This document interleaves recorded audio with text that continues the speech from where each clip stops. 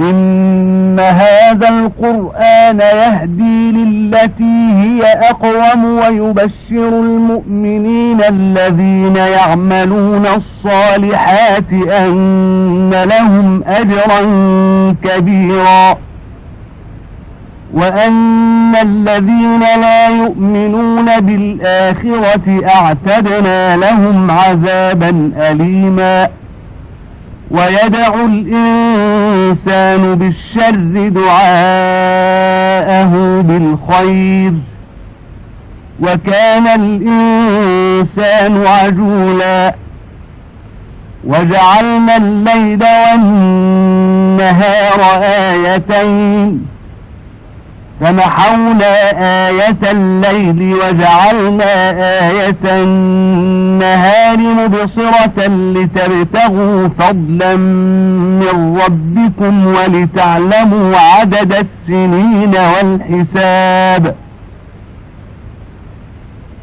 وكل شيء فصلناه تفصيلا وكل إنسان ألزمناه طائره في عنقه ونخرج له يوم القيامة كتابا يلقاه منشورا اقرأ كتابك كفى بنفسك اليوم عليك حسيبا.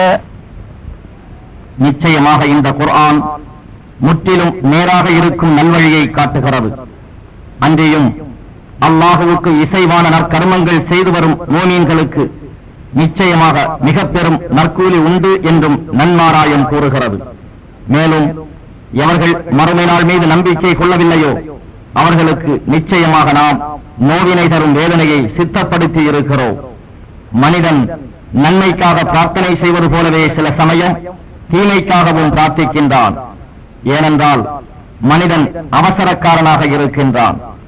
இரவையும் பகலையும் நாம் இரண்டு அத்தாட்சிகளாக ஆக்கினோம். பின்னர் இரவில் அத்தாட்சி மங்கி இருளாகிடச் செய்தோம். உங்கள் இறைவனுடைய அருட்கொடையை நீங்கள் தேடிக் கொள்வதற்காகவும் ஆண்டுகளில் எண்ணிக்கையையும் கணக்குகளையும் நீங்கள் அறிந்து கொள்வதற்காகவும் பகலின் அத்தாட்சியை பிரகாசமாக்கினோம். மேலும் நாம் ஒவ்வொரு பொருளையும் தெளிவாக விவரித்திருக்கிறோம். ஒவ்வொரு மனிதனுடைய செயல் குறிப்பையும் அவனுடைய கழுத்தில் நாம் மாட்டியிருக்கிறோம். நாம் அவனுக்கு கியாம நாளில் அவனுடைய பட்டோலையை அவன் பார்ப்பதற்காக திறக்கப்பட்ட புத்தகமாக அதை வெளியாக்குவோம். நீ உன் புத்தகத்தை படித்துப் பார். இன்று உனக்கு எதிராக உன்னுடைய ஆத்மாவே கணக்கு அதிகாரியாக இருக்க போதும் என்று அப்போது நாம் கூறுவோம்.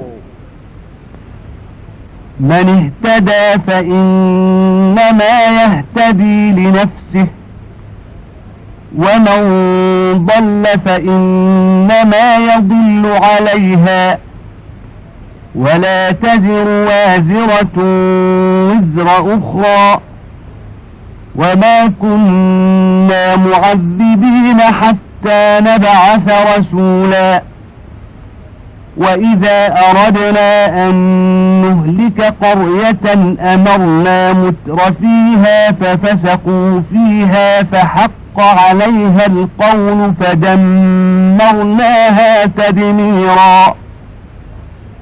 وكم أهلكنا من القرون من بعد نوح وكفى بربك بذنوب عباده خبيرا بصيرا من كان يريد العاجلة عجلنا له فيها ما نشاء لمن نريد ثم جعلنا له جهنم يصلاها مذموما مدحورا ومن أراد الآخرة وسعى لها سعيها وهو مؤمن فأولئك كان سعيهم مشكورا كلا نمد هؤلاء وهؤلاء من عطاء ربك وما كان عطاء ربك محظورا انظر كيف فضلنا بعضهم على بعض وللآخرة أكبر درجات وأكبر تفضيلا. எவன் நேர்வழியில் செல்கின்றானோ அவன் தன்னுடைய நன்மைக்காகவே நேர்வழியில் செல்கிறான். எவன் வழிகேட்டில் செல்கின்றானோ அவன் தனக்கே கேடு செய்து கொண்டான். நிச்சயமாக ஒருவனுடைய பாவச்சுமையை மற்றொருவன் சுமக்க மாட்டான். நம் தூதரை அனுப்பாத வரையில் எவரையும் நாம் வேதனை செய்வதில்லை. நாம் ஓர் ஊரை அதன் தீமையின் காரணமாக அழிக்க நாடினால் அதில் உள்ள வசதியான சுகவாசிகளை நேர்வழியை பின்பற்றி வருமாறு நாம் ஏவுவோம். ஆனால் அவர்களோ நம் ஏவலுக்கு கட்டுப்படாமல் வரம்பு மீறி நடப்பார்கள். அப்போது அவ்வூரின் மீது வேதனை பற்றிய நம் வாக்கு உண்மையாகி விடுகிறது. அப்பால் நாம் அதனை அடியோடு அழித்து விடுகிறோம். நூஹுக்கு பின் நாம் எத்தனை தலைமுறையினரை நாம் அழித்திருக்கின்றோம். இன்னும் தன் அடியார்களின் பாவங்களை நன்கு அறிந்தவனாகவும் கூர்ந்து நோக்குபவனாகவும் இருப்பதற்கு ரப்பு போதுமானவன்.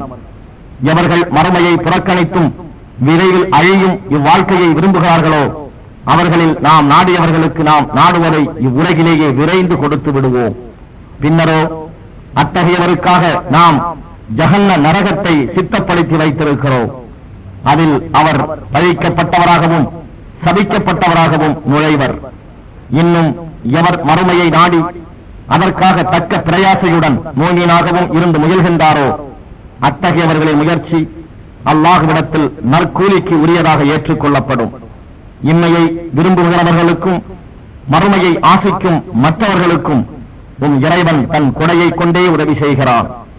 ஏனெனில் உன் இறைவனுடைய கொடை எவரை விட்டும் விலக்கப்பட்டதாக இல்லை.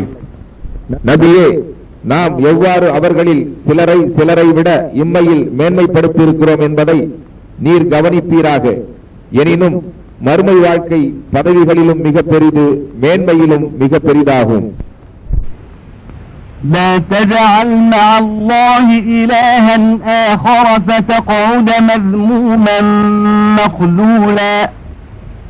وقضى ربك ألا تعبدوا إلا إياه وبالوالدين إحسانا. إما يبلغن عندك الكبر أحدهما أو كلاهما فلا تقل لهما أف ولا تنهرهما وقل لهما قولا كريما. واخفض لهما جناح الذل من الرحمة وقل رب ارحمهما كما ربياني صغيرا.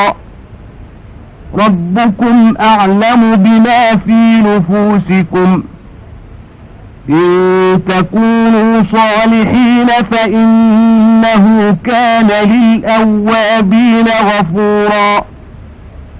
وآت ذا القربى حقه والمسكين وابن السبيل ولا تبذر تبذيرا. إن المبذرين كانوا إخوان الشياطين وكان الشيطان لربه كفورا. وإما تعرضن عنهم ابتغاء رحمة من ربك ترجوها فقل لهم قولا ميسورا. ولا تجعل يدك مغلولة إلى عنقك ولا تبسطها كل البسط فتقعد ملوما محسورا. إن ربك يبسط الرزق لمن يشاء ويقدر إنه كان بعباده خبيرا بصيرا. அல்லாஹுவுடன் மற்றோர் ஆண்டவனை நீர் இணையாக்க வேண்டாம். அப்படி செய்தால் நீர் பழிக்கப்பட்டவராகவும் உதவியற்றவராகவும் அமைந்து விடுவீர். அவனை அன்றி வேறு எவரையும் நீர் வணங்கல் ஆகாது என்றும் பெற்றோருக்கு நன்மை செய்ய வேண்டும் என்றும் உம்முடைய ரப்பு விதித்திருக்கின்றான். இருவரில் ஒருவரோ அல்லது அவர்கள் இருவருமோ உம்மிடத்தில் நிச்சயமாக முதுமையடைந்து விட்டால் அவர்களை சீ என்று சடைந்தும் சொல்ல வேண்டாம். இருவரையும் உம்மிடம் இருந்து விரட்ட வேண்டாம். இன்னும் அவ் இருவரிடமும் கனிவான கண்ணியமான பேச்சையே பேசுவீராக. இன்னும் அவ் இருவரிடமும் பணிவு என்னும் இறக்கையை தாழ்த்து பரிவுடன் நடந்து கொள்வீராக. மேலும் ரப்பே, நான் சிறு பிள்ளையாக இருந்தபோது என்னை பரிவோடு அவ் இருவரும் வளர்த்தது போல் நீயும் அவர்கள் இருவருக்கும் கிருபை செய்வாயாக என்றும் கூறி பிரார்த்திப்பீராக. பெற்றோரை நடத்துவது பற்றி உங்களுடைய உள்ளங்களில் இருப்பதை உங்களுடைய ரப்பு நன்கு அறிவான். நீங்கள் சாலிகானவர்களாக இறைவன் ஏவலுக்கு இசைந்து நடப்பவர்களாக இருந்தால் உளம் திருந்தி உங்களில் எவர் மன்னிப்பு கோருபவர்களுக்கு மன்னிப்பு கோருபவராக இருந்தாலும் அல்லாஹ் மிக மன்னிப்பவனாக இருக்கின்றான். இன்னும் உறவினருக்கு அவருடைய உரிமை பாத்தியதைகளை கொடுப்பீராக. மேலும் வழிபோக்கர்களுக்கும் அவர்களுக்கு உரியதை கொடுத்து விடுவீராக. வீணாக பொருளை விரயம் செய்யாதீர்கள். நிச்சயமாக விரயம் செய்பவர்கள் ஷைத்தான்களின் சகோதரர்களாவார்கள். ஷைத்தானோ தன்னுடைய ரப்புவுக்கே நன்றி கெட்டவனாக இருக்கின்றான். உம்மிடம் பொருள் இல்லாமல் அதற்காக நீர் உம்முடைய ரப்பின் ரஹ்மத்தை ஆதரவு வைத்து அதை எதிர்பார்த்திருக்கும் சமயத்தில் உம்மிடம் எவரேனும் எதுவும் கேட்டு அவர்களை நீர் புறக்கணிக்கும்படி நேரிட்டால் அப்போது அவர்களிடம் கனிவான அன்பான சொல்லையே சொல்வீராக. உலோபியைப் போல் எதுவும் வழங்காது உம் கையை உம் கழுத்தில் கட்டப்பட்டதாக்கிக் கொள்ளாதீர். அன்றியும் அனைத்தையும் செலவழித்து உம் கையை ஒரே விரிப்பாக விரித்து விடாதீர். அதனால் நீர் நிந்திக்கப்பட்டவராகவும் கையில் எதுவும் இல்லாது துக்கப்பட்டவராகவும் அமைந்து விடுவீர். நிச்சயமாக உம்முடைய ரப்பு தான் நாடியவருக்கு விசாலமாக உணவு சம்பத்துக்களை வழங்குகிறான். தான் நாடியவருக்கு அளவாகவும் கொடுக்கிறான். நிச்சயமாக அவன் தன் அடியார்களின் ரகசிய பரசியங்களை நன்கு அறிந்தவனாகவும் பார்ப்பவனாகவும் இருக்கின்றான். ولا تقتلوا أولادكم خشية إملاق نحن نرزقهم وإياكم إن قتلهم كان خطأ كبيرا ولا تقربوا الزنا إنه كان فاحشة وساء سبيلا ولا تقتلوا النفس التي حرم الله إلا بالحق ومن قتل مظلوما فقد جعلنا لوليه سلطانا فلا يسرف في القتل إنه كان منصورا ولا تقربوا مال اليتيم إلا بالتي هي أحسن حتى يبلغ أشده وأوفوا بالعهد إن العهد كان مسؤولا وأوفوا الكيل إذا كلتم وزنوا بالقسطاس المستقيم ذلك خير وأحسن تأويلا ولا تقف ما ليس لك به علم إن السمع والبصر والفؤاد كل أولئك كان عنه مسؤولا ولا تمش في الأرض مرحا إنك لن تخرق الأرض ولن تبلغ الجبال طولا كل ذلك كان سيئه عند ربك مكروها நீங்கள் வறுமைக்கு பயந்து உங்களுடைய குழந்தைகளை கொலை செய்யாதீர்கள். அவர்களுக்கும் உங்களுக்கும் நாமே உணவை வாழ்க்கை வசதிகளையும் அளிக்கின்றோம். அவர்களை கொல்லுதல் நிச்சயமாக மிக பெரும் பிழையாகும். நீங்கள் விபச்சாரத்தை நெருங்காதீர்கள். நிச்சயமாக அது மானக்கேடானதாகும். மேலும் வேறு கேடுகளின் பக்கம் இழுத்துச் செல்லும் தீய வழியாகவும் இருக்கின்றது.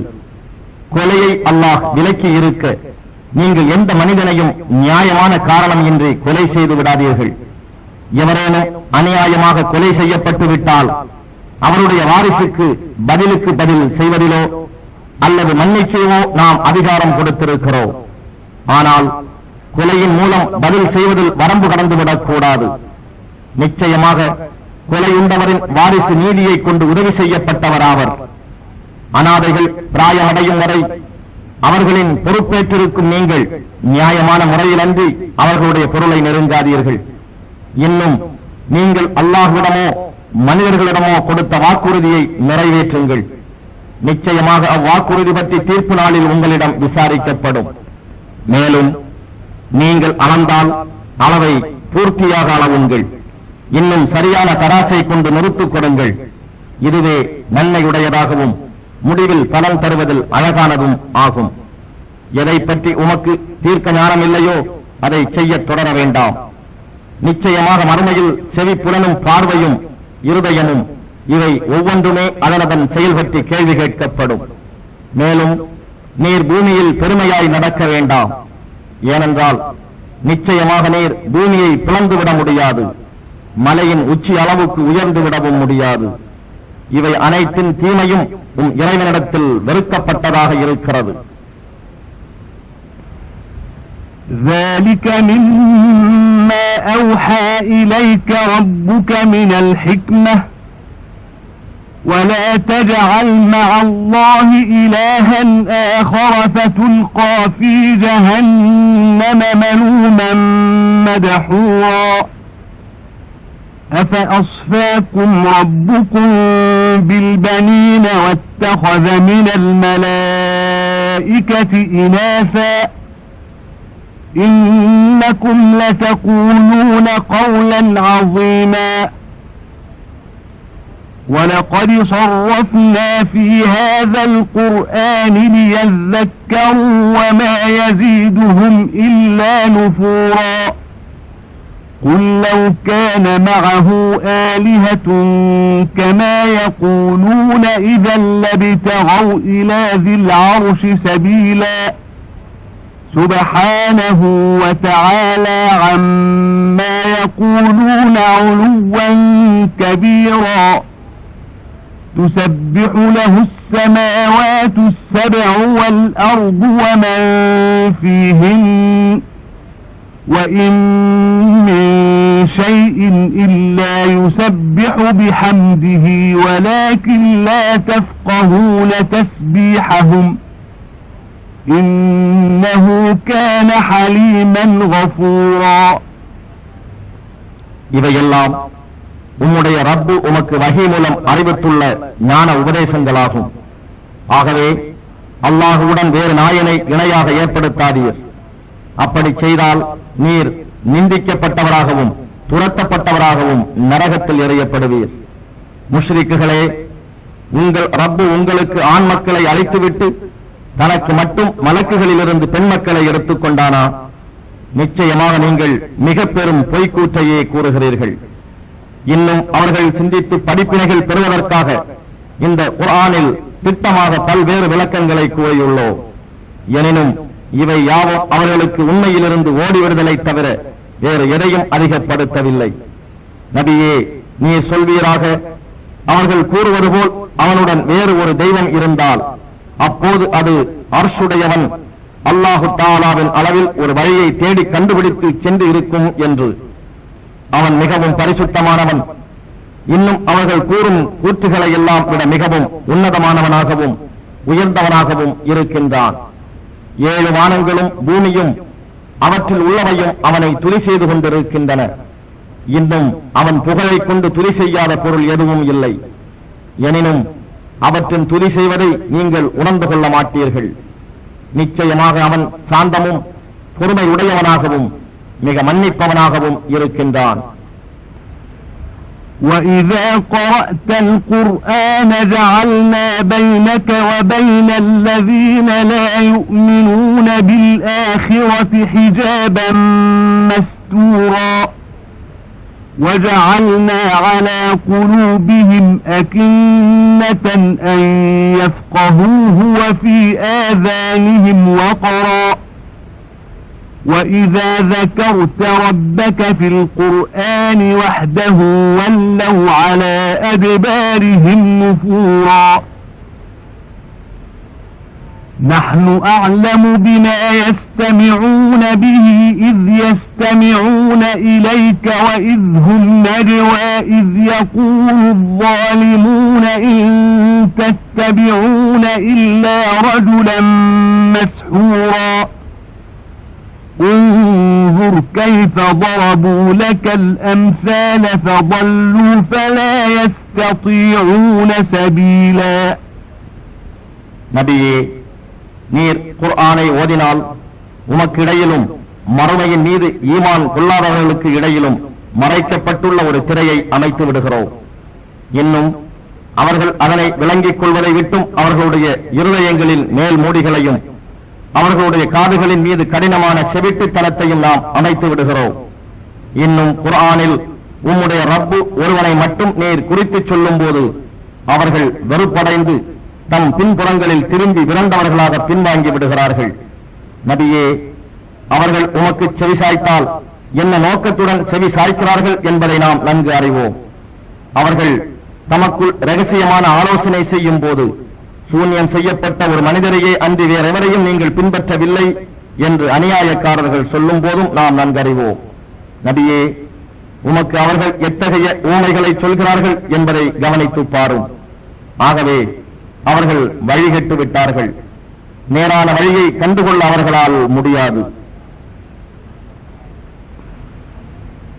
وقالوا أئذا كنا عظاما ورفاتا أئنا لمبعوثون خلقا جديدا قل كونوا حجارة أو حديدا أو خلقا مما يكبر في صدوركم فسيقولون من يعيدنا قل الذي فطركم أول مرة فسينغضون إليك رؤوسهم ويقولون متاه قل عسى أن يكون قريبا يوم يدعوكم فتستجيبون بحمده وتظنون إن لبثتم إلا قليلا وقل لعبادي يقولوا التي هي أحسن إن الشيطان ينزغ بينهم إن الشيطان كان للإنسان عدوا مبينا ربكم أعلم بكم إن يشأ يرحمكم أو إن يشأ يعذبكم وما أرسلناك عليهم وكيلا. இன்னும் இறந்துபட்டு எலும்புகளாகவும் உக்கி போனவையாகவும் நாங்கள் ஆகிவிட்ட பிறகு நிச்சயமாக புதிய படைப்பாக நாங்கள் எழுப்பப்படுகிறவர்களா என்றும் அவர்கள் கேட்கிறார்கள். நபியே, நீர் கூறும், நீங்கள் கல்லாகவோ இரும்பாகவோ ஆகுங்கள், அல்லது மிக பெரிதென உங்கள் நெஞ்சங்களில் தோன்றும் வேறொரு படைப்பாய் ஆகுங்கள்.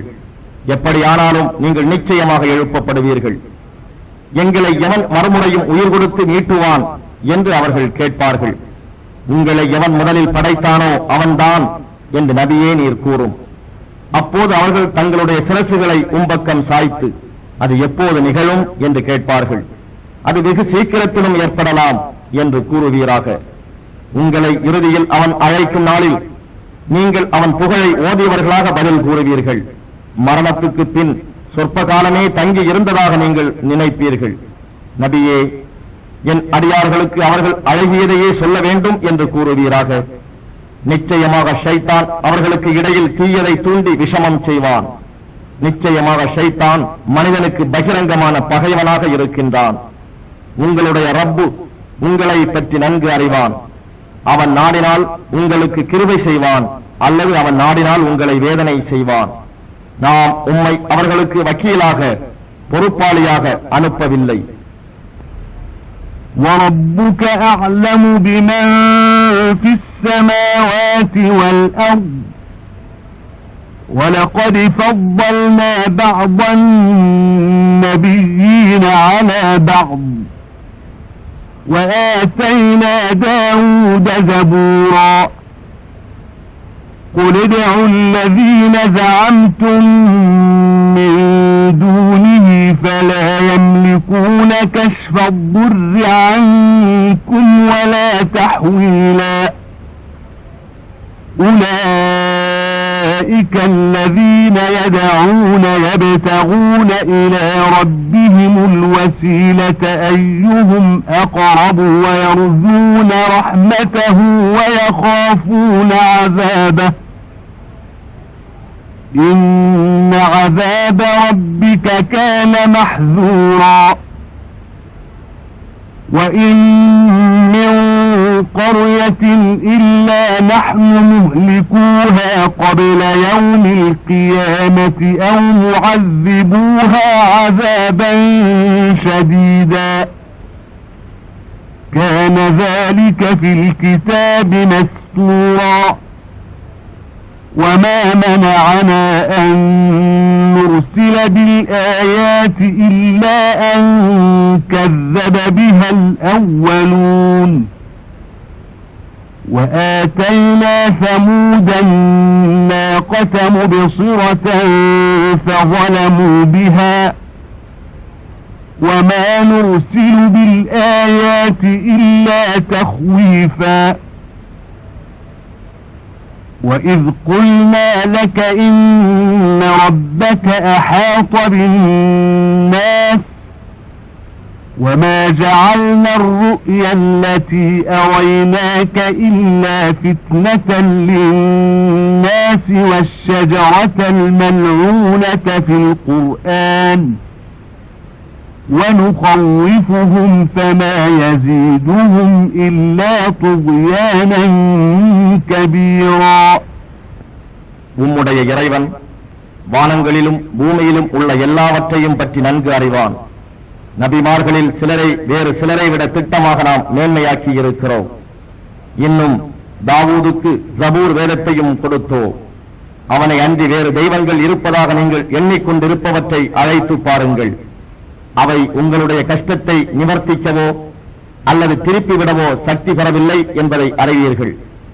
இவர்கள் அழைக்கும் அந்த தெய்வங்களே தம் இறைவனிடம் பரிந்து பேசுவதற்கு அவனிடத்தில் நெருங்கியவர் யார் என்று தேடிக்கொண்டும் அவனுடைய ரஹ்மத்தை கிருபையை எதிர்பார்த்துக் கொண்டும் அவனுடைய வேதனைக்கு பயந்து கொண்டும் இருக்கின்றன. நிச்சயமாக ரப்பின் வேதனை எவரும் அஞ்சக்கூடியதாக இருக்கிறது. இன்னும் கியாம நாளைக்கு முன்னே அழிச்சாட்டியம் செய்யும் எந்த ஊரையும் நாம் அழிக்காமலோ அல்லது கடுமையான வேதனையை கொண்டு வேதனை செய்யாமலோ இருப்பதில்லை. இது ஏட்டில் வரையப்பெற்றே இருக்கிறது. நம்முடைய அத்தாட்சிகளை இவர்களுக்கு முந்தியவர்களும் பொய்ப்பித்ததை தவிர வேறு எதுவும் இவர்கள் கோரும் அத்தாட்சிகளை அனுப்ப நம்மை தடுக்கவில்லை. இதற்கு முன் நாம் சமூது கூட்டத்தாருக்கு ஒரு பெண் ஒட்டகத்தை கண்கூடான அத்தாட்சியாக கொடுத்திருந்தோம். அவர்களோ வரம்பு மீறி அதற்கு அநியாயம் செய்தனர். மக்களை அச்சமூட்டி எச்சரிப்பதற்காகவே அன்றி நாம் இத்தகைய அத்தாட்சிகளை அனுப்புவதில்லை. நபியே, நிச்சயமாக உம்முடைய ரப்பு மனிதர்களை சூழ்ந்து கொண்டிருக்கிறான் என்று உமக்கு கூறியதை நினைவு கூறுவீராக. தவிர நாம் உமக்கு காண்பித்த காட்சியும் சபிக்கப்பட்ட மரத்தை பற்றி நாம் குர்ஆனில் கூறியிருப்பதும் மனிதர்களுக்கு சோதனையாகவே அன்றி வேறில்லை. இன்னும் நாம் அவர்களை அச்சுறுத்துகின்றோம். ஆனால் இது அவர்களுடைய பெரும் அழிச்சாட்டியத்தையே அதிகரிக்கச் செய்கின்றது. وَإِذْ قُلْنَا لِلْمَلَائِكَةِ اسْجُدُوا لِآدَمَ فَسَجَدُوا إِلَّا إِبْلِيسَ قَالَ أَأَسْجُدُ لِمَنْ خَلَقْتَ طِينًا قال أرأيتك هذا الذي كرمت علي لئن أخرتني إلى يوم القيامة لأحتنكن ذريته إلا قليلا قال اذهب فمن تبعك منهم فإن جهنم جزاؤكم جزاء موفورا واستفزز من استطعت منهم بصوتك وأجلب عليهم بخيلك ورجلك وشاركهم في الأموال والأولاد وعدهم وما يعدهم الشيطان إلا غرورا إن عبادي ليس لك عليهم سلطان وكفى بربك وكيلا. இன்னும் நினைவு கூறுவீராக, நாம் மலக்குகளிடம் ஆதமுக்கு நீங்கள் சுஜூது செய்யுங்கள் என்று கூறிய போது இப்லீஸை தவிர அவர்கள் சுஜூது செய்தார்கள். அவனோ, களிமண்ணால் நீ படைத்தவருக்கா நான் சுஜூது செய்ய வேண்டும் என்று கூறினான். எனக்கு மேலாக கண்ணியப்படுத்திய இவரை பார்த்தாயா?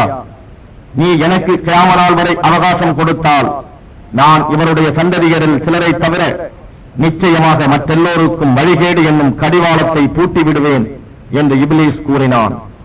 நீ போய்விடு, அவர்களில் உன்னை பின்பற்றுபவர் இருந்தால் நிச்சயமாக நரகம்தான் உங்கள் அனைவருக்கும் கூலியில் நிரப்பமான கூலியாக இருக்கும்.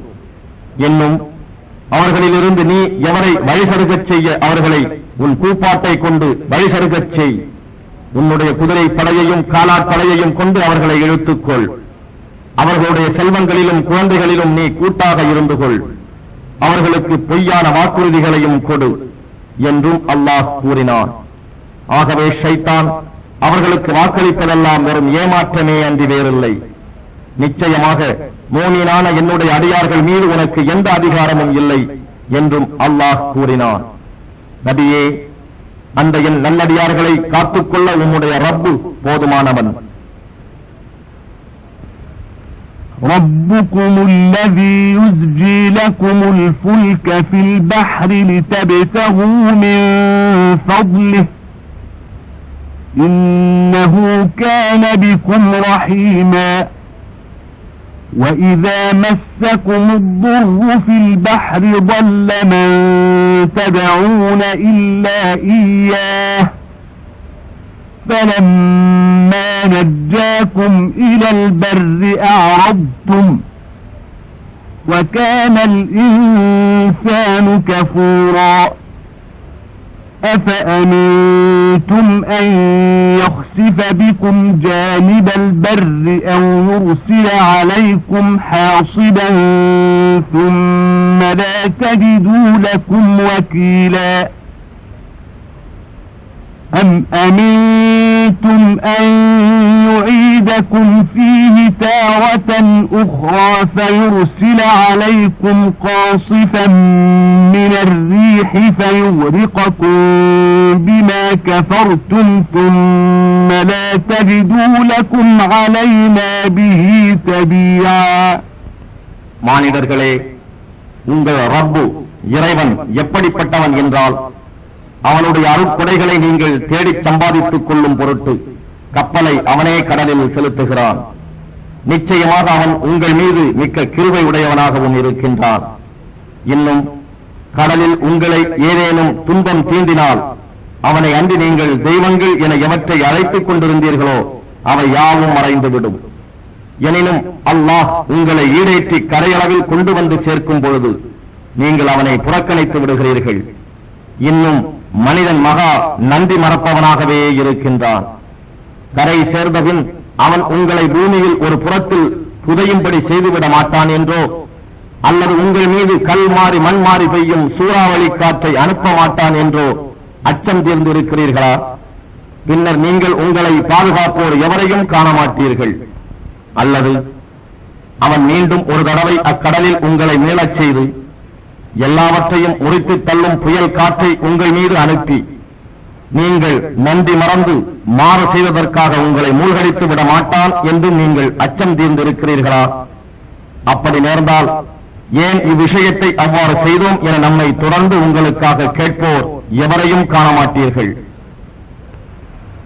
وَلَقَدْ كَرَّمْنَا بَنِي آدَمَ وَحَمَلْنَاهُمْ فِي الْبَرِّ وَالْبَحْرِ وَرَزَقْنَاهُمْ مِنَ الطَّيِّبَاتِ وَفَضَّلْنَاهُمْ عَلَى كَثِيرٍ مِّمَّنْ خَلَقْنَا تَفْضِيلًا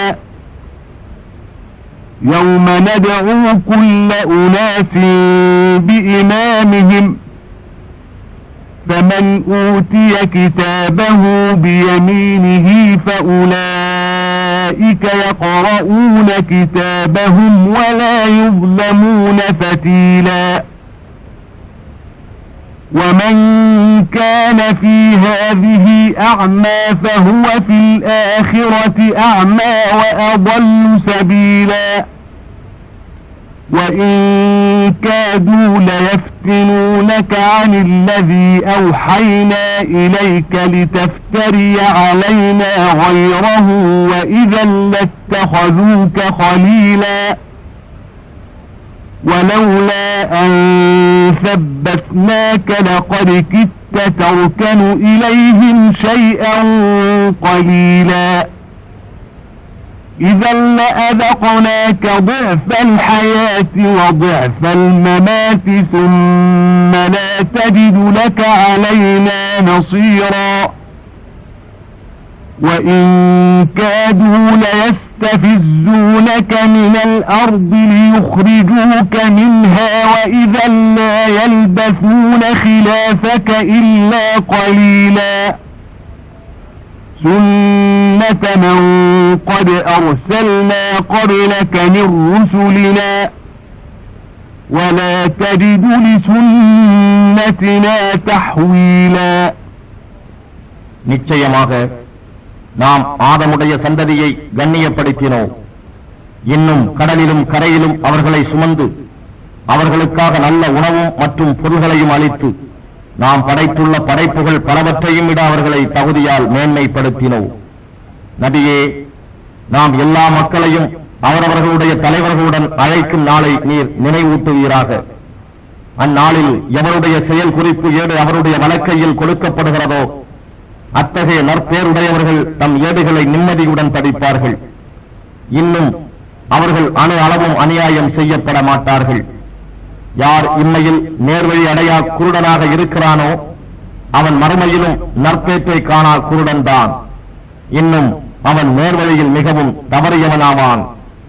நபியே, இன்னும் நாம் உமக்கு வஹீ மூலம் அறிவித்தோமே, அதை விட்டும் அல்லாததை நம்மீது நீர் இட்டுக்கட்டி கூறும்படி உம்மை திருப்பிவிடவே அவர்கள் முனைந்தார்கள். அவ்வாறு நீர் செய்திருந்தால் உம்மை தம் அவர்கள் உற்ற நண்பராகவும் எடுத்துக் கொண்டிருப்பார்கள். மேலும் நாம் உம்மை ஹக்கான பாதையில் உறுதிப்படுத்தி வைத்திருக்கவில்லை எனில் நீர் கொஞ்சம் அவர்கள் பக்கம் சாய்ந்து போயிருத்தல் கூடும்.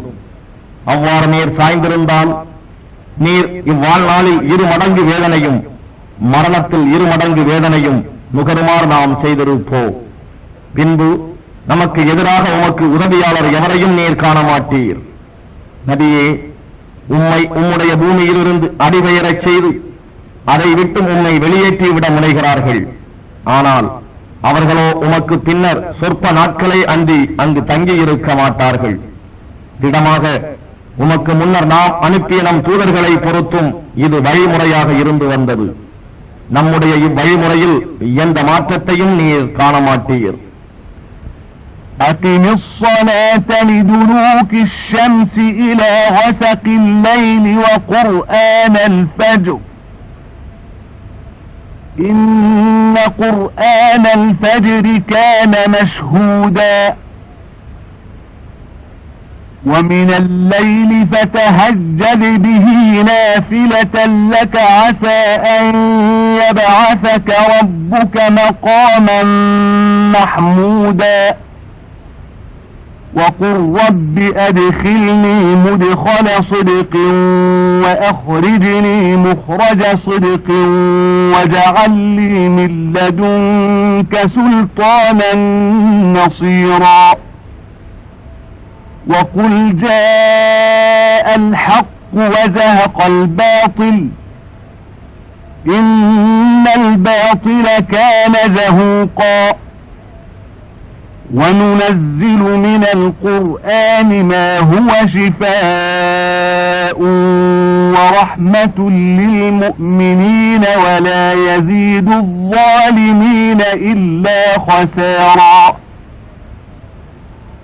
وإذا أنعمنا على الإنسان أعرض ونأى بجانبه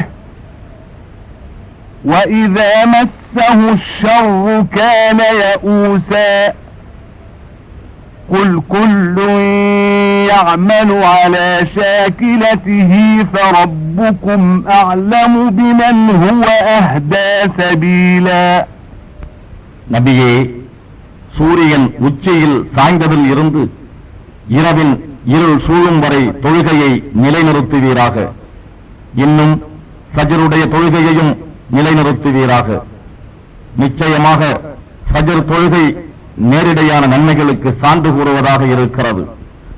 இன்னும் இரவில் ஒரு சிறு பகுதியில் உமக்கு நஃபிலான தஹஜ்ஜத் தொழுகையை தொழுது வருவீராக. இதன் பாக்கியத்தினால் உம்முடைய இறைவன் மகாமன் மஹ்மூதா என்னும் புகழ்பெற்ற தலத்தில் உம்மை எழுப்ப போதும். அன்றியும் இறைவனே, மதீனாவில் நான் பிரவேசிப்பது சத்திய வாயில் வழியாக நல்ல முறையில் இருக்குமாறு என்னை பிரவேசிக்கச் செய்வாயாக. அதுபோன்றே மக்காவினின்று நான் வெளியேறுவதும் சத்திய வாயில் வழியாக நல்ல முறையில் என்னை வெளியேறச் செய்வாயாக. இன்னும் உன்னிடம் இருந்து உதவி செய்யப்பட்டதாகிய அதிகாரத்தை எனக்கு ஏற்படுத்தி தருவாயாக என்று பிரார்த்திப்பீராக. நபியே, இன்னும் சத்தியம் வந்தது, அசத்தியம் அழிந்தது. நிச்சயமாக அசத்தியமானது அழிந்து போவதே ஆகும் என்று கூறுவீராக. இன்னும் நாம் மோமியன்களுக்கு ரஹ்மத்தாகவும் அருமருந்தாகவும் உள்ளவற்றையே குர்ஆனில் படிப்படியாக இறக்கி வைத்தோம். ஆனால் அக்கிரமக்காரர்களுக்கோ இழப்பை தவிர வேறெதையும் இது அதிகமாக்குவதில்லை. நாம் மனிதனுக்கு அருட்கொடைகளை வழங்கினால் அவன் நன்றி செலுத்தாமல் புறக்கணித்து தோளை உயர்த்தி பெருமை கொள்கிறான். அவனை ஏதேனும் ஒரு தீங்கு தொடுமானால் அவன் நிராசை கொண்டவனாகி விடுகிறான். நபியே, நீர் கூறுவீராக, ஒவ்வொருவனும் தன் வழியிலேயே செயல்படுகிறான். ஆனால் நேரான வழியில் செல்பவர் யார் என்பதை உங்கள் ரப்பு நன்கு அறிவான்.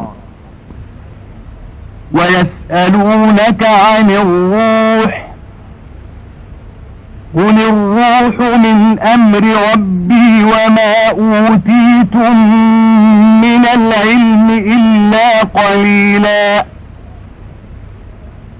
وَلَئِن شِئْنَا لَنَذْهَبَنَّ بِالَّذِي أَوْحَيْنَا إِلَيْكَ ثُمَّ لَا تَجِدُ لَكَ بِهِ عَلَيْنَا وَكِيلًا إِلَّا رَحْمَةً مِّن رَّبِّكَ إِنَّ فَضْلَهُ كَانَ عَلَيْكَ كَبِيرًا قُل لَّئِنِ اجْتَمَعَتِ الْإِنسُ وَالْجِنُّ عَلَىٰ أَن يَأْتُوا بِمِثْلِ هَٰذَا الْقُرْآنِ لَا يَأْتُونَ بِمِثْلِهِ وَلَوْ كَانَ بَعْضُهُمْ لِبَعْضٍ ظَهِيرًا وَلَقَدْ صَرَّفْنَا لِلنَّاسِ فِي هَذَا الْقُرْآنِ مِنْ كُلِّ مَثَلٍ فَأَبَى أَكْثَرُ النَّاسِ إِلَّا كُفُورًا. நபியே, உன்னிடம் ஆத்மாவை பற்றி அவர்கள் கேட்கிறார்கள். ரூஹ் என் ரப்புடைய கட்டளையிலிருந்தே உண்டானது. இன்னும் ஞானத்திலிருந்து உங்களுக்கு அளிக்கப்பட்டது மிக சொற்பமே அன்று வேறில்லை என கூறுவீராக. நபியே, நான் நாடினால் உமக்கு நாம் வஹியாக நாம் அறிவித்ததை குர்ஆனை போக்கிவிடுவோம். பின்னர் நமக்கு எதிராக உமக்கு பொறுப்பேற்கக்கூடிய எவரையும் நீர் காண மாட்டீர். ஆனால் உன் இறைவனுடைய ரஹ்மத்தை தவிர இவ்வாறு நிகழாமல் இருப்பதற்கு வேறெதுவும் இல்லை. நிச்சயமாக உன் மீது அவனுடைய அருட்கொடை மிக பெரிதாகவே இருக்கிறது. இந்த குர்ஆனை போன்ற ஒன்றை கொண்டு வருவதற்காக மனிதர்களும் ஜின்களும் ஒன்று சேர்ந்து முயன்று அவர்களில் சிலருக்கு உதவி புரிபவர்களாக இருந்தாலும் இது போன்ற ஒன்றை அவர்கள் கொண்டு வர முடியாது என்று நபியே நீர் கூறும். நிச்சயமாக இந்த குர்ஆனில் மனிதர்களுக்காக சகலவிதமான உதாரணங்களையும் மிகவும் தெளிவாக விவரித்துள்ளோம். எனினும் மனிதர்களில் மிகுதியானவர்கள் இதை நிராகரிக்காது இருக்கவில்லை.